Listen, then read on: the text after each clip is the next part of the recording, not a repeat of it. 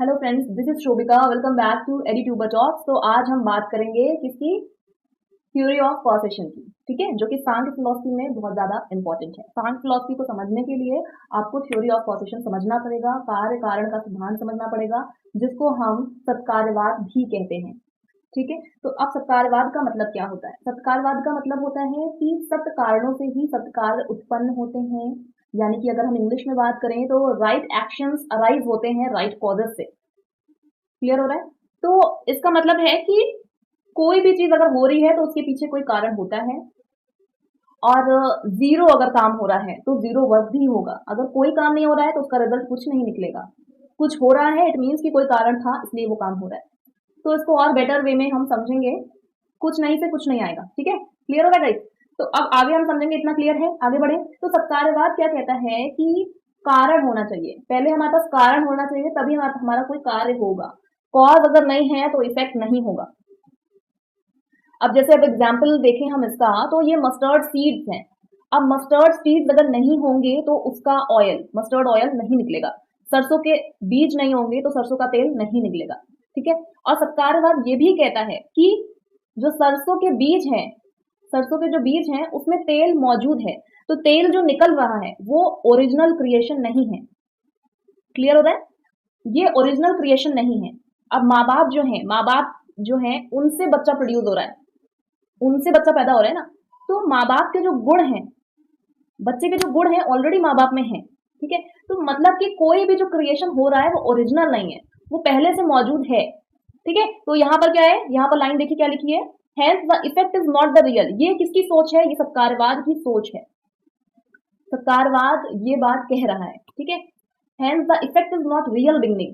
कोई भी चीज जो हो रही है वो न्यू क्रिएशन नहीं है, वो ऑलरेडी एग्जिस्ट करता था। ठीक है, अब और बेटर वे में हम समझेंगे, something will come from something. कोई भी चीज जो आ रही है वो किसी चीज से आ रही है, वो एकदम कोई नई क्रिएशन नहीं है। अब जो ये बीज है, ये जो बीज है, ये अगर नहीं होता तो पेड़ नहीं होता, कभी भी पेड़ नहीं होता। बीज है तो ही पेड़ है, बीज नहीं तो पेड़ नहीं। बीज है इसीलिए पेड़ है। क्लियर है? अभी नेक्स्ट एग्जाम्पल देखते हैं। अब माँ बाप है इसीलिए उनका बच्चा भी है, अगर माँ बाप नहीं होंगे, ठीक है, तो बच्चा भी नहीं होगा। तो ये दोनों क्या हो गए? कॉज हो गए, कारण हो गए किसके? बच्चे के होने का। यानी कार्य क्या है? इफेक्ट क्या है? चाइल्ड। और कॉज क्या है? पेरेंट्स। अब दूध से दही बनती है, दूध से पनीर बनता है, या दूध से जो भी प्रोडक्ट्स बनते हैं, उनके होने का कारण क्या है? दूध है, मिल्क है।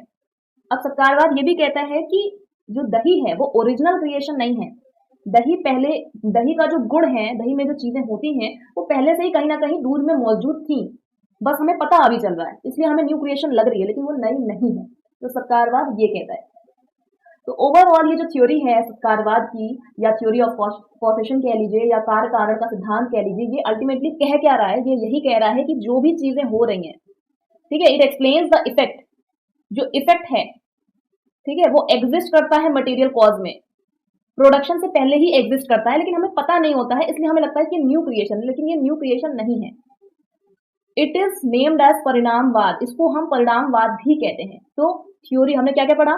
थ्योरी ऑफ कॉसेशन को पढ़ा, ठीक है, कार्य कारण का सिद्धांत पढ़ा। अब इसको क्या कहते हैं? सत्कारवाद कहते हैं। सत्कारवाद का मतलब क्या होता है? सत्कारणों से ही सत्कार उत्पन्न होते हैं। ठीक है, कोई भी काम हो रहा है तो वो किसी चीज की वजह से हो रहा है, एकदम से कोई न्यू क्रिएशन नहीं हो जाएगी। ठीक है, अब इसको हम यूज कहाँ करेंगे? सांख्य फिलॉसफी पढ़ेंगे ना, तो उसमें यूज करेंगे। अभी आप सोच रहे होंगे कि ये क्यों पढ़ा रही है ये ठीक है, तो इसको हम सांख्य फिलॉसफी में पढ़ेंगे तो बेटर थोड़ा और समझ में आएगा कि आगे की थ्योरी समझने के लिए थ्योरी ऑफ कॉसेशन पढ़ना जरूरी है, इसलिए ये सेशन पहले कराया गया है। अब इसके बाद जो सेशन लिया जाएगा वो सांख्य फिलॉसफी का लिया जाएगा, तो पहले ये चीज क्लियर होनी चाहिए ना।